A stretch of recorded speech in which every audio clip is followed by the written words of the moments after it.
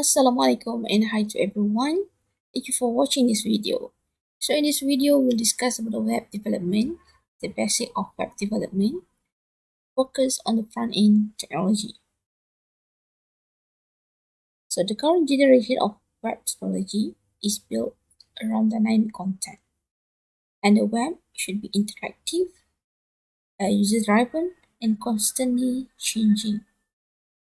So on the client side of the web development, it will provide the user with the graphical user interface, and it can have the ability to run on the most operating system and most web browser. So web server is the server on which that website is hosted. So let's say you create one website, or web application. You must host your website in order to allow the others people surf to your website or browse to your website.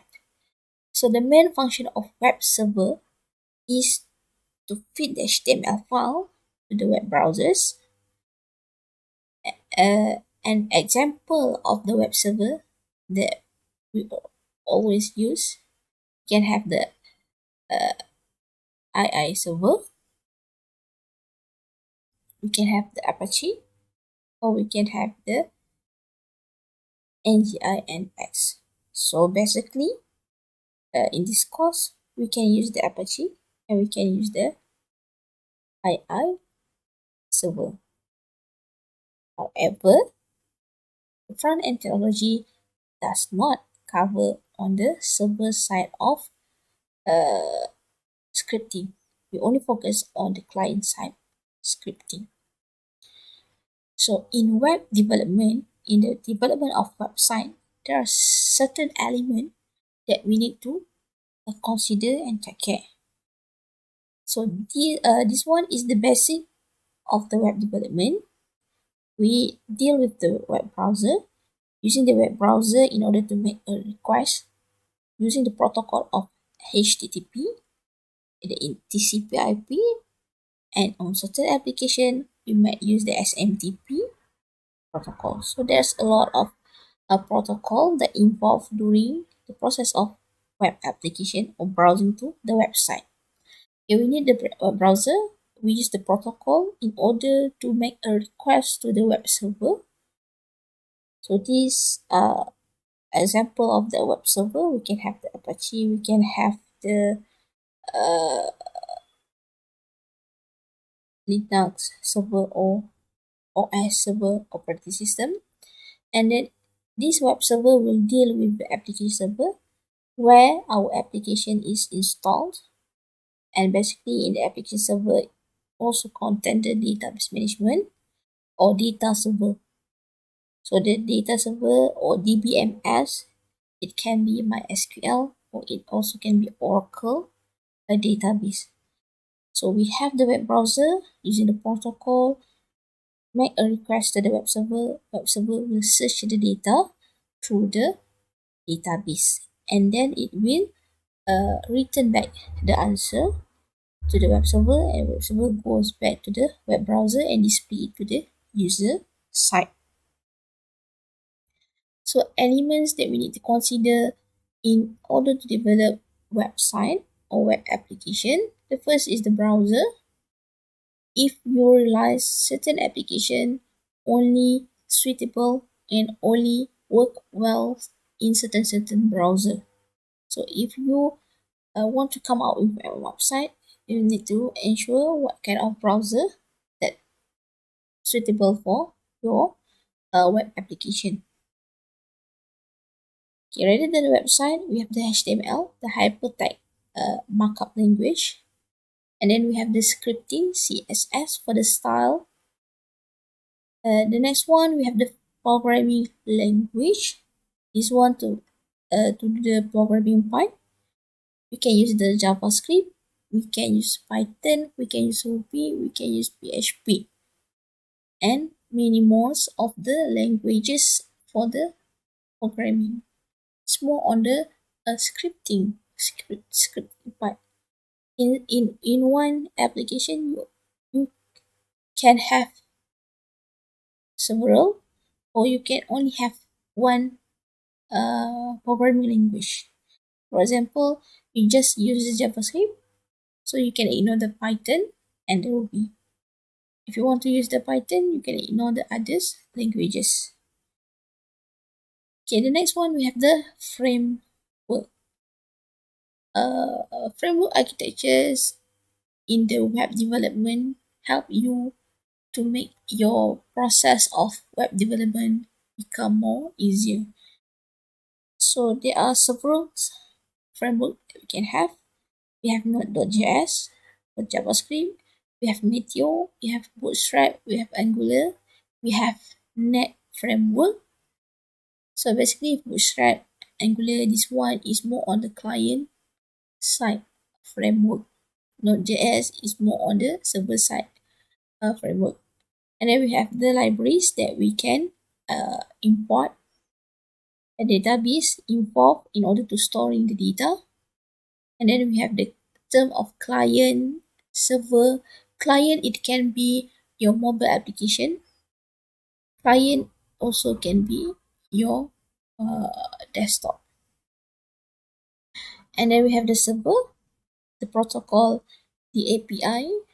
So if you develop a website using certain API, you may extract the data from the API and then put in your web application, or you just use the API in order to simplify the process of certain thing. For example, instead of you do hard code on your geofencing, for example, or on the mapping, you just take the Google API involved and then extract the data from the Google API into your web development and then display it in your web application and also the data format. So these are the elements of the web development that you need to consider when we talk about the web development. And then when we design the user interface of the web development, supposedly we follow the 8 golden rules of the interface design that being developed by Dr. Schneider. So the 8 golden rules here we have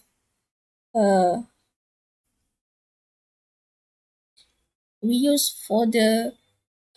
these golden rules in order to come out with the better interface when we design the website or web application. Okay, we have the strive for consistency. Okay, this one, when we create our website, we must go for the consistency of the interface in terms of the color, in terms of the menu hierarchy, in terms of the flow. Why we need the consistency? Actually, the consistencies in your design play an important role by help or navigate your user to become familiar with the website or web application or web product. Okay, you also need to enable frequent user to use the shortcut, so it increase the use count for the demand quickie method for the completing certain tasks. That's why Windows and Apple Mac provide user with the shortcut. So when you design the web application or website, you can take a consideration of the certain shortcut that can be used in your web application. And then you also can offer the informative feedback. So the user of your web application or website should know where they are at and what is going on. Okay, let's say you browse to the web page.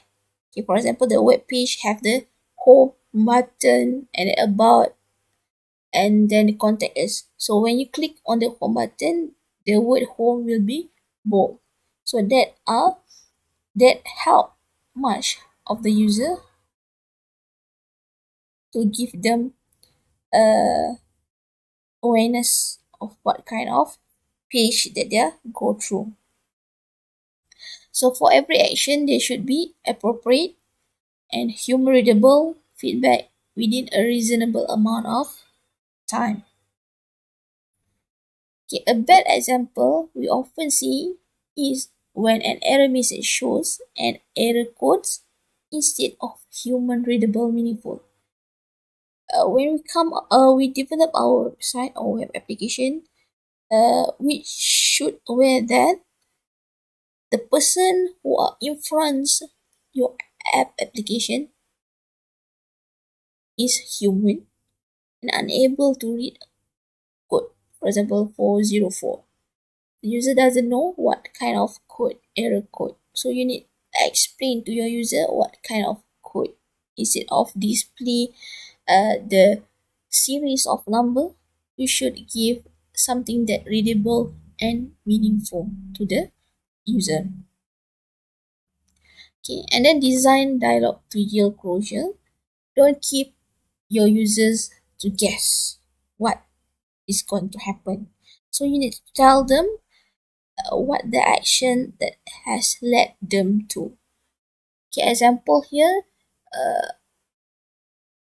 users would appreciate a thank you message and a proof of purchase receipt.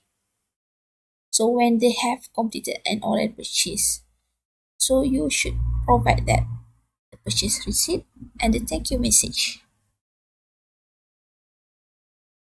The next one, you can offer simple error handling, so easy for the user in order to understand any things that he or she do something wrong when using your application. Permit easy reversals of action. Okay, when you develop application, you should aim to offer user obvious way to reverse the action. So this reversal should be permitted at the various point whether it occurs after a single action. So you let them give the reversal action back button.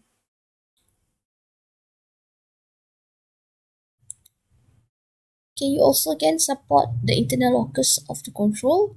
So allow your users to be initiators of the action. So give the user the sense that they are in full control of the event or activities when they are involved or interact with your application, so that they have the trust to use your application.